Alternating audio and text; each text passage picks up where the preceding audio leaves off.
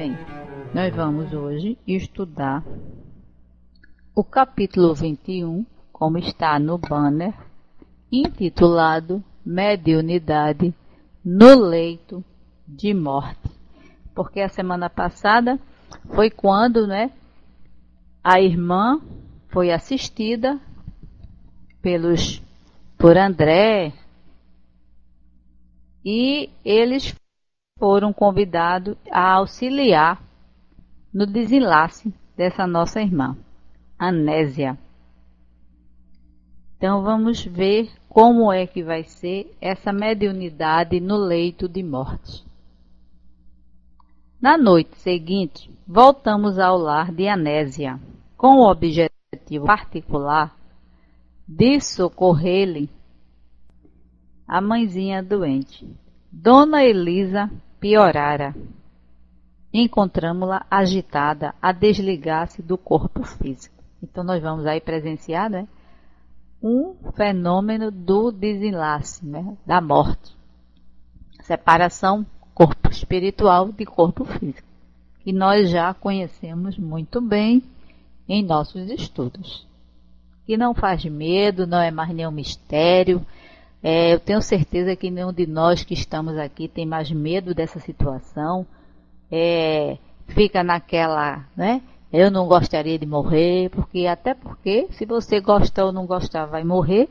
Então aqui é mais uma oportunidade de nós nos esclarecermos para essa situação que vai acontecer com todos nós, com os nossos parentes, familiares, amigos, etc. Então vai ser mais uma orientação, um esclarecimento em como nós agirmos, nos comportarmos e para que nós possamos aceitarmos melhor essa condição em nossa vida. O médico da família examinava-lhe o quadro orgânico, evidenciando preocupação e desalento. Nessas horas ninguém gosta de presenciar essas situações. Principalmente a ciência, que tenta até o último instante manter o corpo vivo, O estetoscópio dava-lhe a conhecer a posição difícil do coração exausto, já parando. Além disso, o elevado teor de ureia favorecia a intoxicação alarmante. Previa o fim próximo da resistência física. Entretanto, o delírio da enferma desnorteava-o. Dona Elisa via-se presa de estranha perturbação mental. Então o corpo físico já estava debilitado, todo comprometido, já não tinha mais condições de permanecer ali com vida, já estava realmente nos últimos momentos. Porém, o que estava acontecendo é que ela estava passando por um processo de perturbação. Temos a nossa perturbação no leito da morte, todos nós, Essa perturbação é uma perturbação natural. Agora, essa perturbação mental que ela vai ter, vai ser de acordo com o que aconteceu em sua existência. Superexcitada, aflita, declarava-se perseguida por um homem que se propunha abatê-la a tiros. Clamava pelo filho desde muito na vida espiritual e dizia ver serpentes e aranha ao pé do leito. Olha a condição dela nesse momento, da partida. Estava vendo alguém, como se fosse um espírito querendo persegui-la, era o que ela estava descrevendo, porque muitas pessoas na hora da morte ficam vendo os parentes, tem fulano aqui, está me chamando, Vê familiares. E ela estava presenciando essa cena de perturbação e de desequilíbrio para o final, dali da sua existência. E ela chamando um filho que já tinha morrido há muito tempo, ficava chamando esse filho o tempo todo. A despeito do suor pastoso de que se aproxima da morte e da extrema palidez que lhe desfigurava a máscara fisionômica, fazia supremo esforço para continuar falando em voz alta, Aí ela estava em sudorese e também já com aquela a cor pálida, aquela cor dos cadáveres, Fica aquela coisa sem vida. O sangue já não existe mais e vai perdendo a vitalidade. O facultativo convidou a dona da casa a entendimento reservado. Comunicou-lhe as péssimas impressões de que se via possuído. A enferma deveria prosseguir com medicação de emergência, à face da crise. Contudo, a noite ser-lhe-ia sacrificial. A uremia avançava célere. O coração era um barco desgovernado. E por isso o colapso poderia surpreendê-la de momento para momento. Então o médico chamou, a filha e comunicou a ela que a qualquer momento, devido ao quadro em que se encontrava, ela poderia partir. Anésia acolheu a palavra do clínico, enxugando as lágrimas que teimavam em lhe saltar dos olhos. Nessas horas, a pessoa, apesar de estar sofrendo, tem que ter ali equilíbrio, porque é um processo em que você vai ter que agir, vai ter que tomar as providências para aquele momento. E ali teria que ser ela tomar as providências para tudo que estava, o funeral, que viria a acontecer em seguida. Despediu-se dele e colocou-se em oração, confiando-se à influência de Teonília, que lhe seguia os passos, qual se fora abnegado nume protetor. Sem conseguir explicar a si mesma a serenidade balsâmica que lhe tomou gradativamente a alma, aquietou-se entre a fé e a paciência, na certeza de que não lhe faltaria o amparo do plano superior. Longe de perceber a ternura de que era objeto por parte da devotada amiga, recebia-lhe os apelos confortadores em forma de sublimes pensamentos de esperança e de paz. Então aí, quando o médico saiu, ela entrou em prece, que é o nosso antídoto, é a prece que nos protege de tudo. E através da prece, ela já estava, sem perceber, recebendo o socorro e o amparo da irmã Teonília, que estava ali ao seu lado, fortalecendo o seu campo mental. E com isso, ela foi sendo amparada, fortalecida, se sentiu calma, tranquila e em paz. Demorou-se na contemplação da anciã, que pedia socorro em voz arrastadiça, e fitou-lhe os olhos desmesuradamente abertos, sem expressão. Profunda piedade assenhoreou-lhe o carinho filial, quer dizer, ela vendo a mãe ali partindo, indo embora, e aquilo, aquele sentimento de compaixão, de piedade, foi mais forte, quando a gente vê no Evangelho, quando Jesus recomenda, a piedade filial. E isso é um momento que temos que ter. Piedade daqueles espíritos que estão partindo diante do que eles, têm que reparar de seus erros. Então é essa piedade que ela está tendo nesse momento.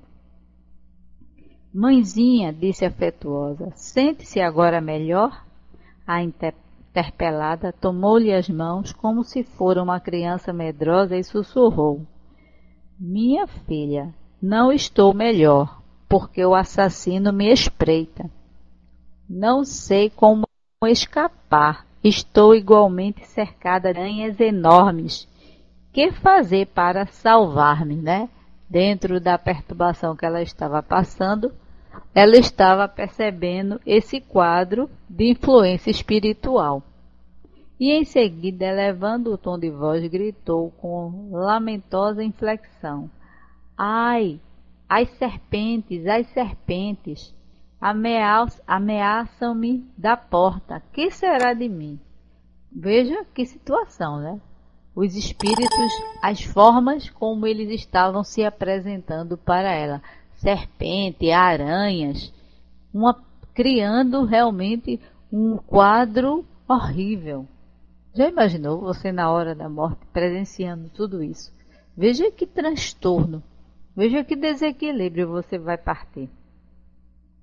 Mãezinha, acalme-se, rogava a filha comovida. Confiemos na providência. Jesus é o nosso amigo, vigilante. Por que não esperar pela proteção dele? A senhora vai recuperar-se. Repare com atenção, nosso quarto está em paz, tentando confortar a mãe, acalmá-la, né, para que ela se equilibrasse. Asserenava-se a enferma de algum modo, com a desconfiança e o medo a se lhe estamparem nos olhos, e logo após, constrangendo Anésia a inclinar-se, segredava-lhe aos ouvidos: sinto que o nosso Olímpio está conosco. Meu filho desceu do céu e veio buscar-me. Não tenho dúvida, é meu filho, sim, meu filho. Então ela estava sentindo a presença também do filho que já tinha partido, né? Já uma ajuda para ela, aí já vai dar um conforto nesse momento. A carinhosa enferma acreditou no que ouvia, compreendendo, porém, que a presença do irmão não seria de desejar, e convidou a genitora ao serviço da prece. Não seria melhor que se unissem ambas em prece pedindo socorro celestial? E enquanto Anésia se fazia intérprete da assistência de Teonília, a esforçar-se por envolver a velhinha em fluidos calmantes, Aulus convidou-nos a reparar a comunhão entre o filho desencarnado e a pobre mãe a desencarnar, né? O filho realmente estava ali ligado a ela. E aí vamos ver em que situação. Olímpio, o rapaz assassinado noutro tempo, junzia-se à mãe à maneira de planta parasitária, asfixiando um arbusto raquítico, né? Ele estava ligado à mãe, a genitora, de uma forma obsessiva, né? Como nós vimos nos quadros de subjugação, sugando as últimas energias da criatura. Nossa amiga, explicou o assistente, em sua doce afetividade, supõe no filho um gênio guardião, quando a realidade é que o infeliz se deixou dominar, mesmo depois de perder o veículo carnal, pelo vício da embriaguez. Alcoólatra, impertinente, caiu entre o revólver de um companheiro tão desvairado quanto ele mesmo, numa noite de insânia.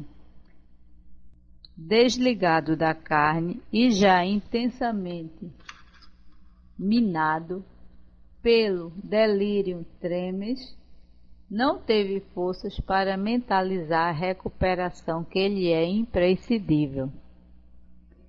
E prosseguiu em companhia daqueles que lhe pudessem facultar o prolongamento dos excessos em que se compraz. Evocado, contudo, pela insistência materna, veio parar neste quarto, onde se encontra enleado pelas requisições da irmã Elisa.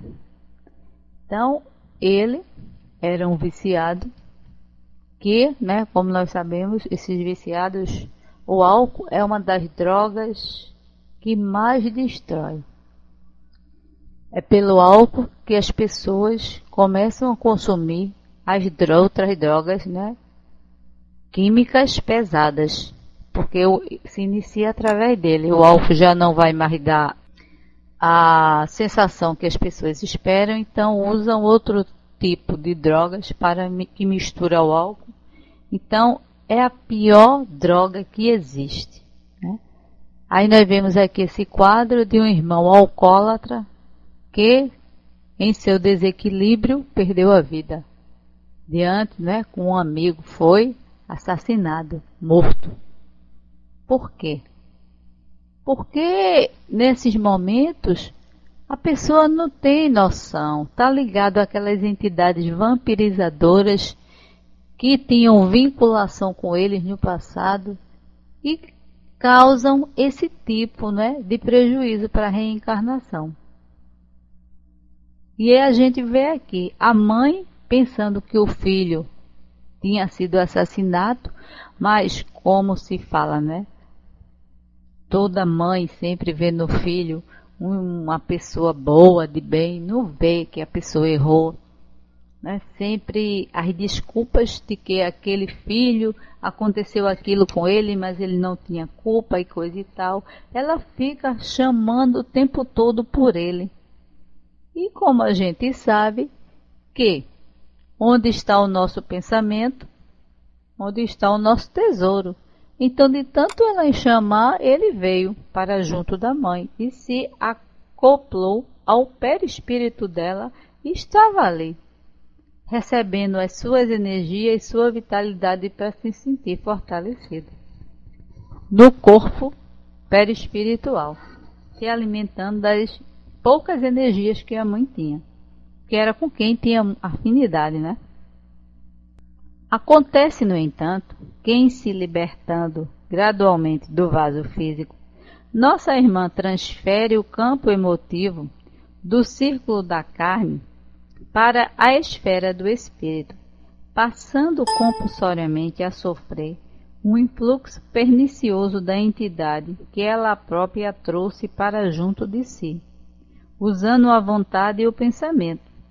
Na posição em que se colocam, são ambos assim, por força das circunstâncias, duas mentes sintonizadas na mesma faixa de impressões, porque, enfraquecida a qual se encontra, a enferma se submete facilmente ao domínio do rapaz, cujo pavor e cujo desequilíbrio se lhe transfundem na alma submissa e afetuosa, né? É o que nós falamos.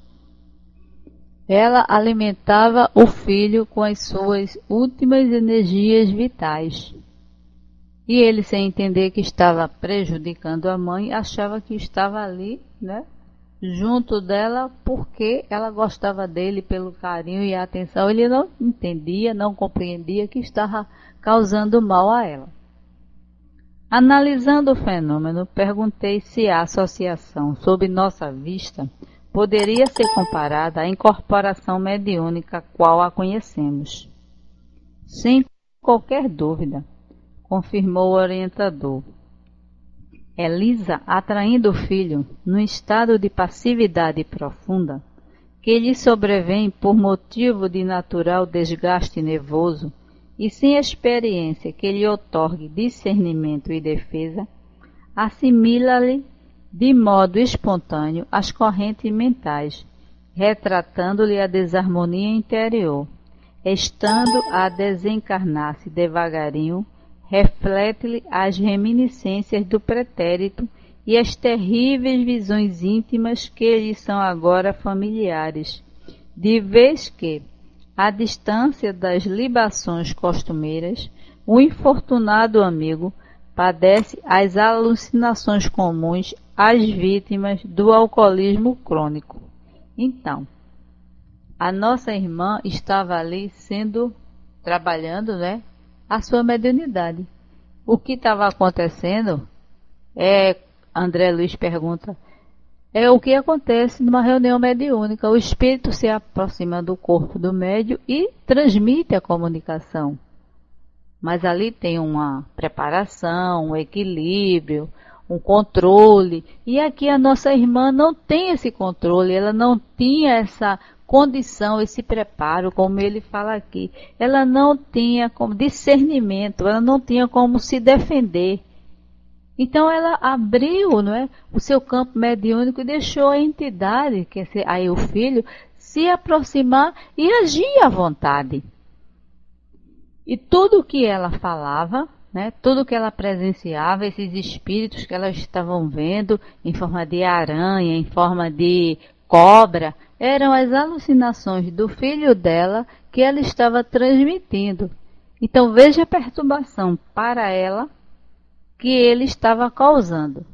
E sem entender nada. E a irmã, percebendo o clima em que a mãe se encontrava, sendo que ela estava sendo influenciada pelo irmão, porque ela dizia que o filho estava ali junto dela, né?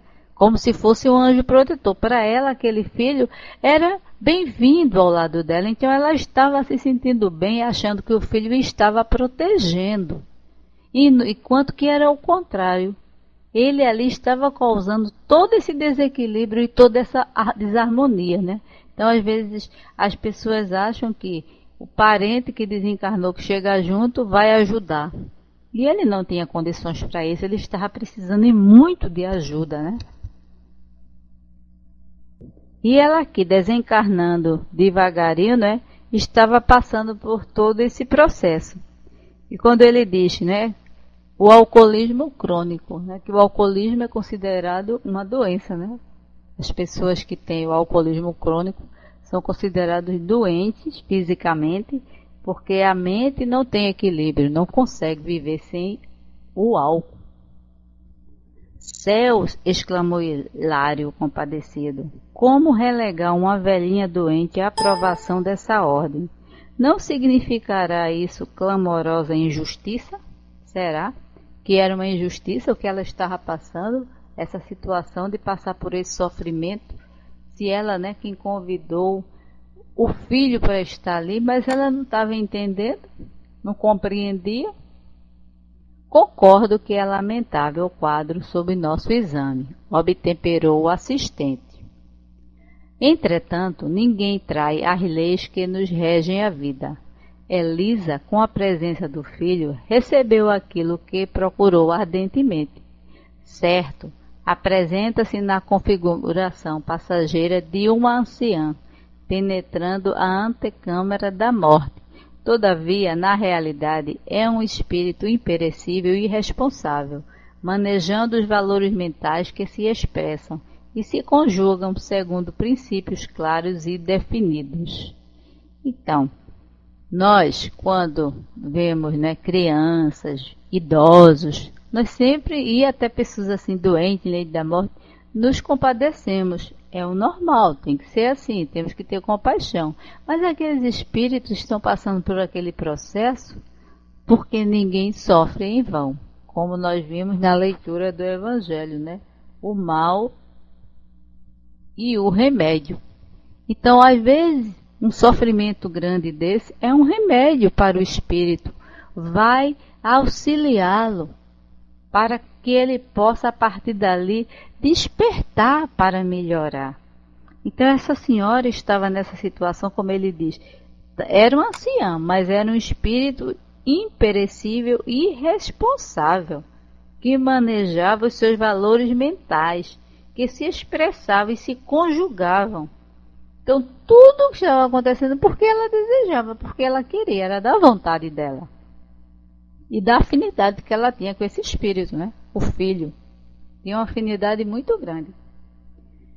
Fim da ligeira pausa, acentuou. Muita vez pedimos o que não conhecemos, recolhendo o que não desejamos. No fim, porém, há sempre lucro, porque o Senhor nos permite retirar de cada situação e de cada problema os preciosos valores da experiência, né?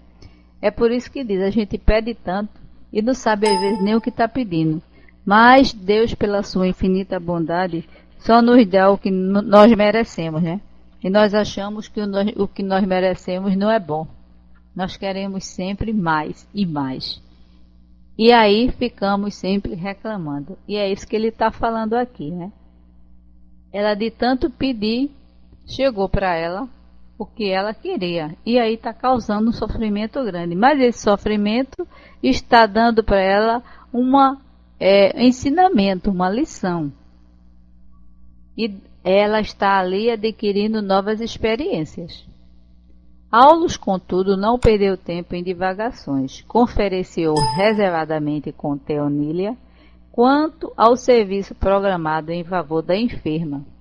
E, aceitando-nos a colaboração, desligou o rapaz, usando para isso avançados potenciais magnéticos. Quer dizer, eles não iriam permitir que aquela senhora partisse com aquele espírito daquela condição de vampirizador em cima dela, né? Então eles fizeram um socorro e o atendimento aos dois. Tão logo se afastou o desventurado Olímpio, identificamos curioso fenômeno. Dona Elisa, que falava singularmente animada, entrou em absoluta prostração, qual se houvera sido manietada. Afastou o irmão, então ela perdeu as forças, que o que estava alimentando ela era ele, né? Ele se alimentando das energias e ele transmitindo o que ele estava sentindo. Então, na hora que ele foi afastado, realmente o quadro real da anciã se apresentou. Assimilando-os à curiosidade, o orientador esclareceu. A atuação do filho desencarnado alimentava-lhe a excitação mental, a incidir sobre o campo nervoso. Agora está confinada às energias que lhe são próprias. A doente, emitindo sons gruturais, calara-se de súbito. Debalde tentou a amnésia arrancar-lhe uma palavra. Dona Elisa, embora vendo e ouvindo, não mais logrou articular uma frase. Buscou inutilmente mover os braços ante a dor aguda que passou a registrar no peito. Todavia, não teve forças para tanto. Então, aí os seus últimos, fluidos, as suas últimas energias foram se esvaindo e ela foi se desligando do corpo físico. Aulos deu-se pressa em administrar-lhe passes calmantes, contudo não obteve grande resultado. Olha como nós somos ajudados até nesse momento, né? E principalmente nesse momento, a espiritualidade aplica passe para nos socorrer e nos amparar, nos auxiliando nesse desligamento. É a contração final das coronárias, exclamou comovido. Elisa não resistirá. O miocárdio não mais reage ao nosso influxo magnético. O processo aginoso alcançou o fim. Então ela tinha problemas, no coração, problema cardíaco de angina, e aí não estava mais conseguindo manter. Nem os passos conseguiu manter aquele órgão, através do chakra cardíaco, acalmar, equilibrar. Chegou ao fim, ia parar mesmo e não tinha mais como retornar. Reparei que a agonizante estimaria conversar com a filha. No entanto, inconhecível sofrimento constringia-lhe o tórax. Então ela queria falar, mas não tinha mais condições. A língua não mais lhe obedecia ao comando íntimo. Teve a noção de que lhe cabia fazer a viagem do túmulo. Como se um relâmpago lhe rasgasse a noite mental, num desses raros minutos que valem séculos para a alma, reviu apressadamente o passado, todas as cenas da infância, da mocidade e da madureza. Reapareceram de inesperado no templo da memória, como que a convidá-la a escrupuloso exame de consciência. É o que acontece com todos na hora do desencarne, Pelos relatos que nós vimos dos espíritos, eles dizem que acontece esse fenômeno de passar as cenas da sua atual encarnação assim, como fosse um filme, uma coisa bem rápida, diante da sua mente. Vem tudo que aconteceu, tudo o que você fez. É como se você estivesse fazendo ali uma reavaliação de tudo, passando a limpo tudo isso para quando partir, se desligar, aí você vai saber o porquê disso aconteceu comigo. Porque eu fiz isso e deixei de fazer, pratiquei aquilo. Então, é aí onde vamos, no mundo espiritual, receber os nossos louros ou os nossos sofrimentos. O que plantamos, vamos colher. A enferma não vacilou. Seus momentos na carne estavam contados. Incapaz de entender-se com a filha, desejou despedir-se de velha irmã, que residia a longa distância. Aí ela pensou numa irmã que morava longe, Ela queria se despedir dessa irmã. Vimos-la num supremo esforço, concentrando os próprios pensamentos para satisfazer essa derradeira aspiração. As pessoas, às vezes, quando estão partindo, lembram-se de pessoas que querem se despedir. Isso acontece. E vão visitar. E chega, né? Porque não é o perispírito, a mente, a vontade dela não era ir lá. Ela vai visitar a irmã. Como isso acontece com muitas pessoas. Visita, a pessoa diz, mas eu vi fulano antes dele morrer, depois que acontece e tudo mais, ele estava com a mesma roupa que ele, né, estava aqui na hora que a gente viu que foi para o enterro. Então isso acontece muito, porque o espírito vai visitar aquela pessoa. Anésia, por sua vez, sob a influência de Eteonília, percebeu que a genitora atingira a estação terminal da existência terrestre e, enlaçando-a carinhosamente, orava em pranto silencioso, né? Chegou o final. E de Anésia, né? Anésia percebeu que a mãe tinha partido. A agonizante estendeu-a, mas apenas derramou comoventes lágrimas como resposta.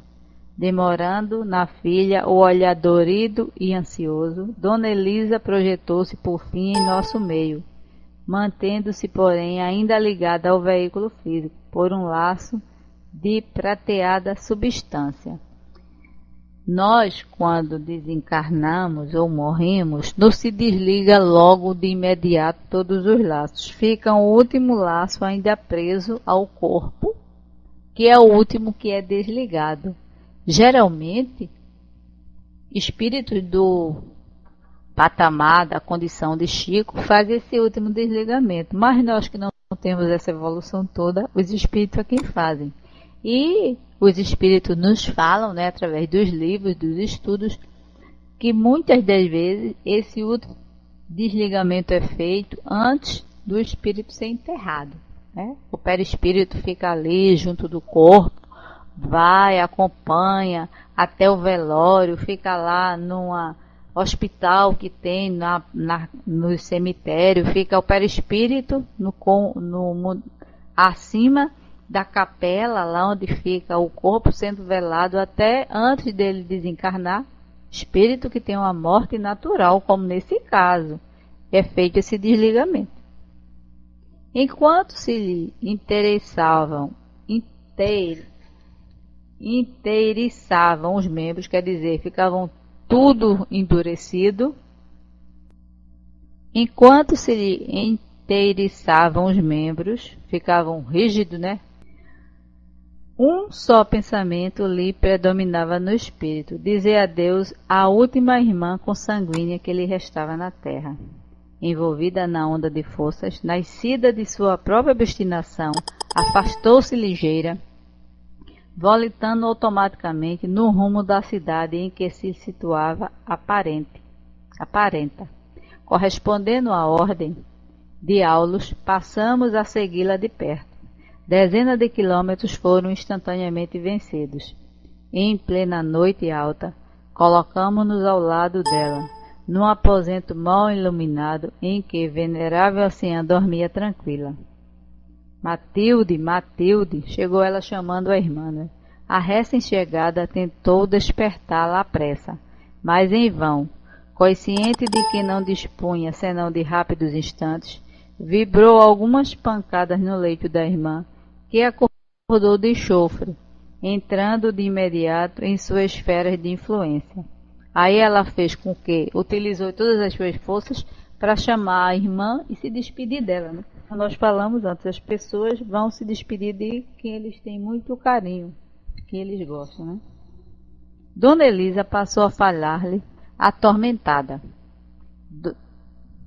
Dona Matilde, contudo, não lhe escutava as palavras pelos condutos auditivos do vaso carnal, e sim pelo cérebro, através de ondas mentais em forma de pensamentos, a lhe remoarem ao redor da cabeça, quer dizer, ela falando e a outra captando seu pensamento. Ela não ouvia pelo ouvido, e sim pelo pensamento.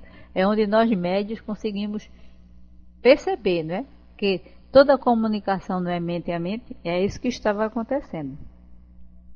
Reguendo-se inquieta, falou de si para consigo. Elisa morreu. Indicando-nos as duas irmãs juntas, o assistente explicou. Temos aqui um dos um dos tipos habituais de comunicação nas ocorrências da morte. Pela persistência com que se repetem, os cientistas do mundo são constrangidos a examiná-los. Alguns atribuem esses fatos à transmissão de ondas telepáticas, ao passo que outros neles encontram os chamados fenômenos de monição.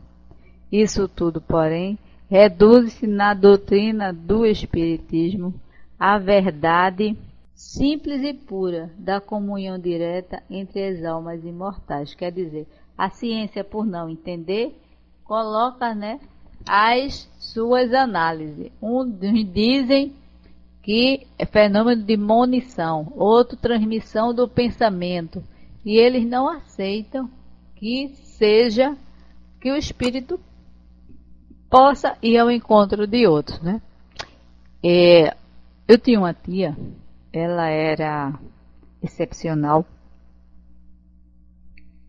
e ela, quando minha avó morreu, ela ficou morando aqui conosco, minha mãe que cuidou dela o tempo todo. E quando ela morreu aqui em casa, eu presenciei, vi tudo e tal, a gente tirou mãe, e minha mãe ficou desesperada, aquela coisa toda e tal. Como elas eram muito ligadas, na hora em que o médico veio, levou ela para o hospital, socorreu, botou num carro e tal, quando ela deu entrada no hospital, que partiu, no mesmo dia à noite, minha mãe viu ela aqui. Aí minha mãe disse, eu estou vendo, que o nome dela era Quitéria, eu estou vendo o Teté, Teté veio aqui.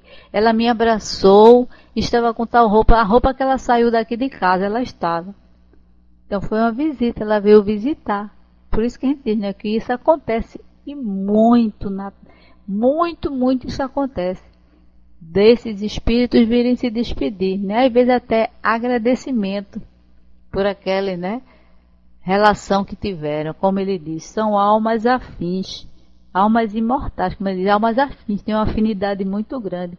Então eles vão e se despedem, vêm se despedir. Não tinha condição de se despedir, não teve tempo, então essa foi a forma, que nós sabemos que o espírito pode utilizar.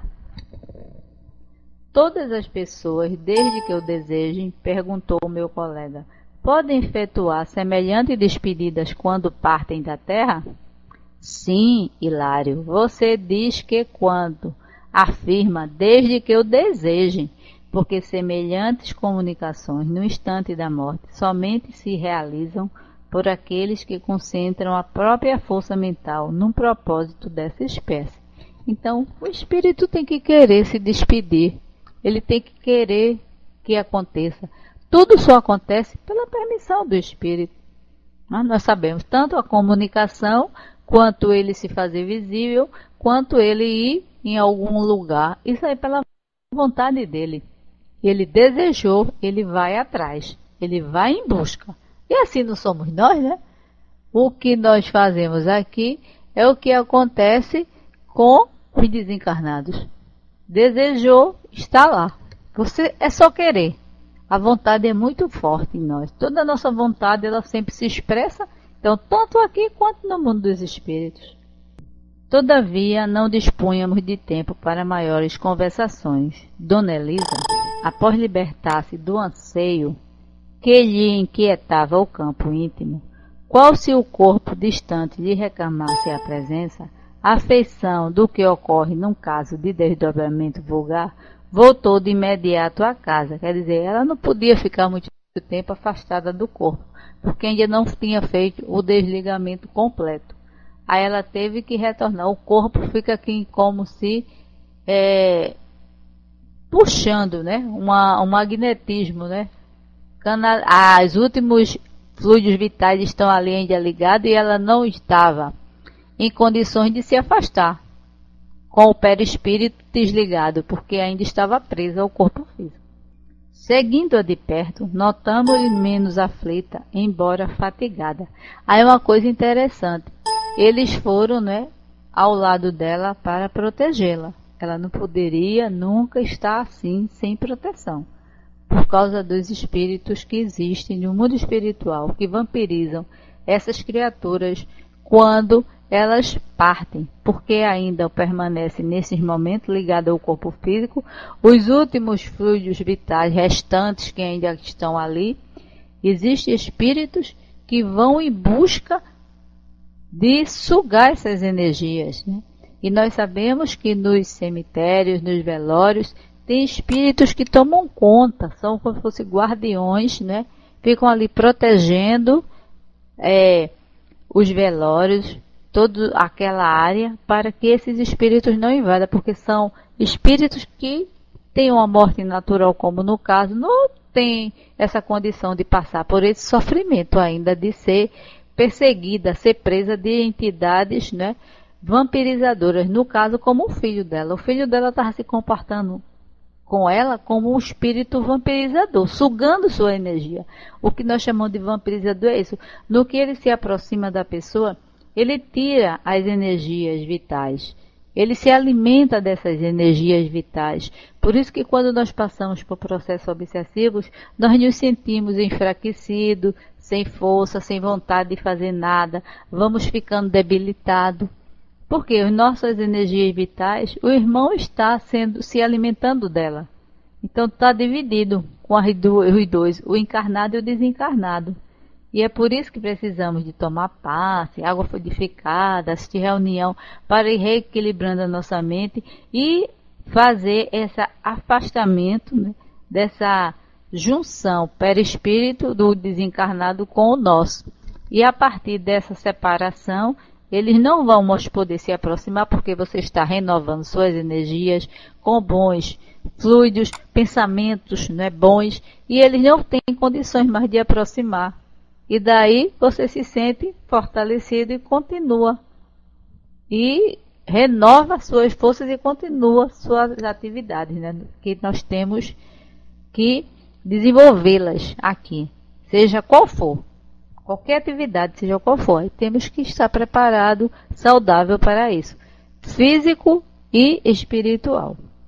No aposento familiar, quis reaver o veículo físico, satisfazendo aos velhos hábitos, como se a realidade lhe constituísse tão somente estranho pesadelo.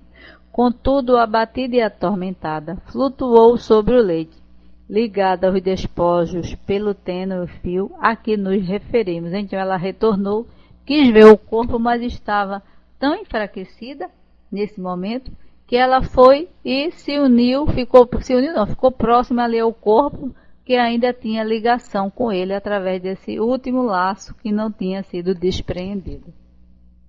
A recém-desencarnada, de alma opressa, resistia à fome de repouso que lhe castigava o pensamento.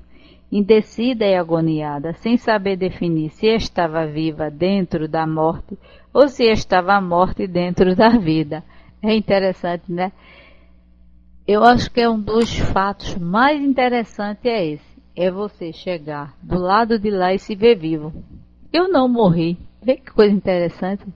Então é isso que ele diz aqui. Ela não entendia se estava viva ou morta. E não conseguia relaxar, adormecer, para que houvesse essa última separação, a separação desse laço, para que ela pudesse continuar sua caminhada no mundo espiritual. Outros amigos espirituais penetraram a câmara.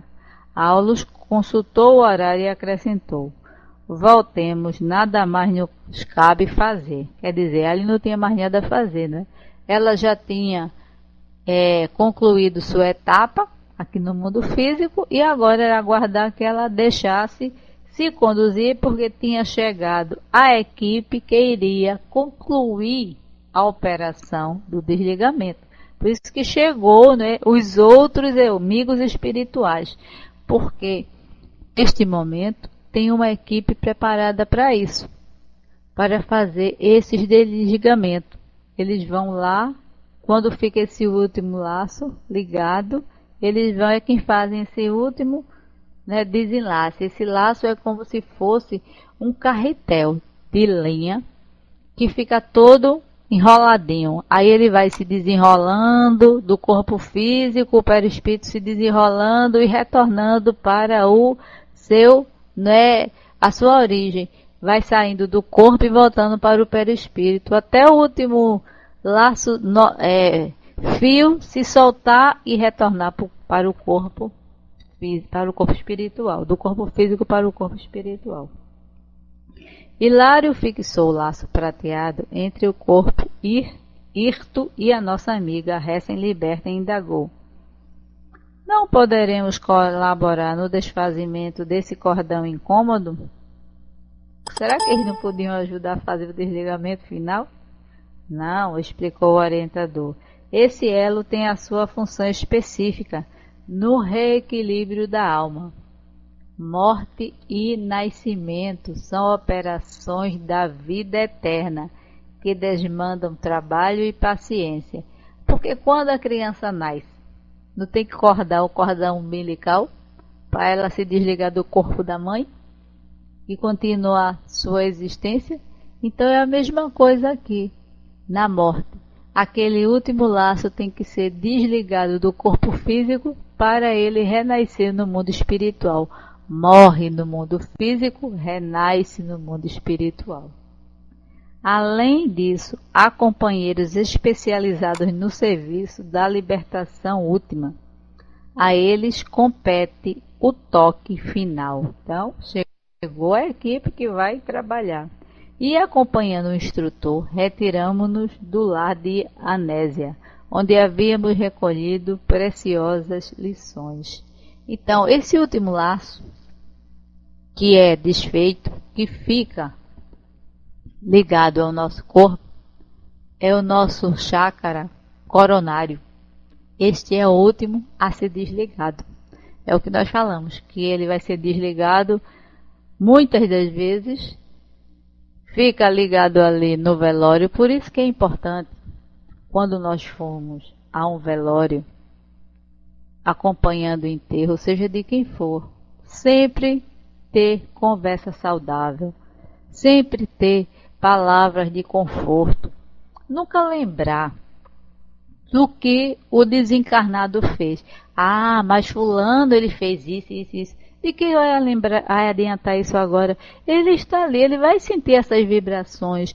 Ele ainda não conseguiu se separar totalmente. Às vezes é feito isso, esse desligamento do chakra coronário, que é esse último cordão que ele viu, quando já está próximo ao caixão sair para ser enterrado. Aí diz: e os que são cremados? É o mesmo procedimento. Só que na cremação eles pedem para respeitar 72 horas antes de cremar o corpo. Faz o velório, né?